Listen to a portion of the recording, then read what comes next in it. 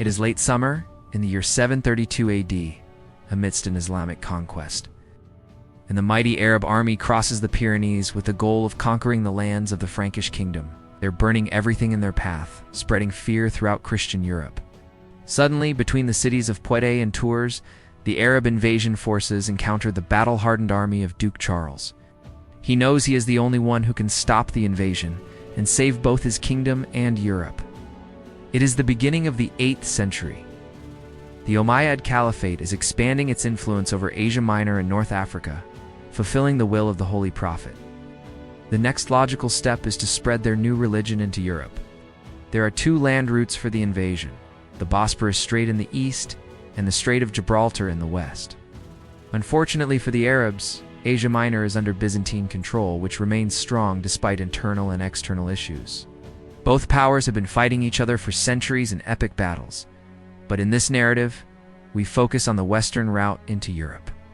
In 711 AD, an Umayyad army crossed the Strait of Gibraltar and a year later defeated the Visigothic forces under King Roderick at the Battle of Guadalete. The Visigothic kingdom, which was highly centralized but unprepared for war, collapsed rapidly after Roderick's death, and the Muslim invaders conquered most of the Iberian Peninsula in less than 7 years. However, this was the easier part of the plan. North of the Pyrenees lies the Frankish kingdom, still not at its full strength, but already powerful enough to face the new Arab threat. Yet, the true strength of the Franks was unknown to the Muslim conquerors. Soon, they launched attacks on southern Gaul and overran Septimania in 719 AD. In 721 AD, Duke Odo of Aquitaine halted the Saracen expansion near Toulouse with an ambush. Despite the city being under siege for months, despite this setback, the Muslim forces ravaged Aquitaine and advanced into Burgundy. Notably, the Arabs viewed the European kingdoms as easy prey due to their internal conflicts. In 732 AD, the new governor of Al-Andalus, Abdul Rahman Al Ghafiqi, gathered a vast army and launched another invasion into Gaul. His first target was the city of Bordeaux, which was looted. Odo tried once again to repel the invaders, but this time he failed miserably. The superior Saracen cavalry, now better prepared for battle, annihilated Odo's forces in the Battle of the Garonne River. Realizing the gravity of the Arab threat, Odo reorganized his scattered troops and fled north in search of help. This is the perfect moment to introduce our main character, Charles Martel, mayor of the palace and de facto ruler of the Frankish kingdom. He was also an experienced military commander, having spent much of his life fighting various tribes on the eastern frontier, making his army well-drilled and battle-hardened. Charles knew his kingdom was in danger, but despite political tensions, he decided to form an alliance with Odo to defend their land. Meanwhile, Abdul Rahman's army slowly advanced north, split into raiding parties that had already gathered a vast amount of loot. They, too, had to wait for the growing harvest, as they depended on the land they were occupying. Their primary goal seemed to be the wealthy city of Tours, known for its rich abbeys and churches, which were tempting targets for looting. In October 732 AD, the main Arab forces encountered a large Christian army positioned in their way to Tours. Abdul Rahman, a capable commander, realized that Charles Martel had outmaneuvered him and had chosen the battlefield wisely. The Muslim forces were primarily composed of cavalry, a mix of light and heavy horsemen, many of whom were heavily or lightly armored, perfectly suited for open-field battles. Contrast, the Christian forces were mostly heavy infantry, battle-tested from years of border skirmishes, supported by some light infantry and cavalry units. Charles positioned his army between the Vienne and Claine rivers on a slightly elevated wooded area to conceal his true numbers and minimize the impact of the Arab cavalry's charges. For 7 days, smaller skirmishes occurred.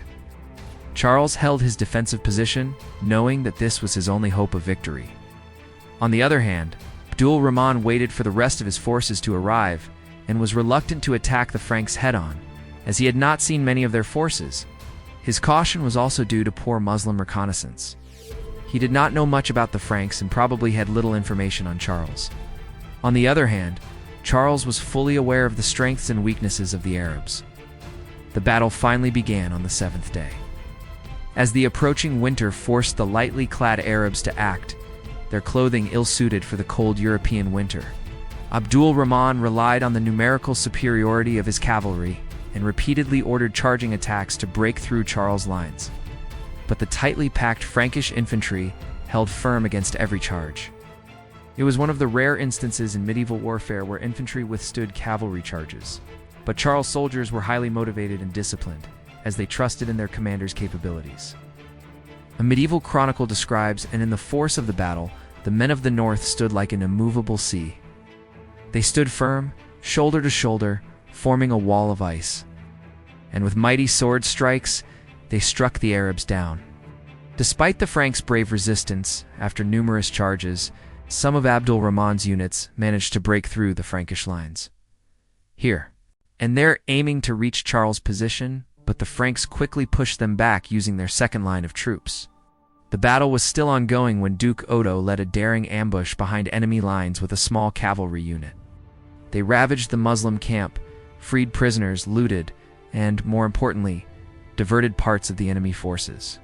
This maneuver had a significant impact on the subsequent events. While some Arab units continued to fight the battle, many rushed back to save their plunder. Abdul Rahman struggled to stop the disorganized retreat with little success. It was exactly what Charles had been waiting for, and he ordered his forces to pursue and strike at the disorganized Arab troops. Many of them were surrounded and killed, including Abdul Rahman, who fell during the melee as he tried to regain control of his army. The Franks did not pursue the fleeing Arabs for long, fearing ambushes. They withdrew into the woods to tend to their wounds and prepare for a potential counterattack by the Umayyads. But the next morning, the Arabs did not resume the fight. Scouts reported that their camp had been abandoned, so the battle was over. While modern historians debate whether this battle ended the Islamic conquests in Europe, or if it was just a victory against a raiding army, it was clear in 732 AD that Charles, now known as Martel, had defeated a major Arab invasion and saved Europe from Islamic conquest.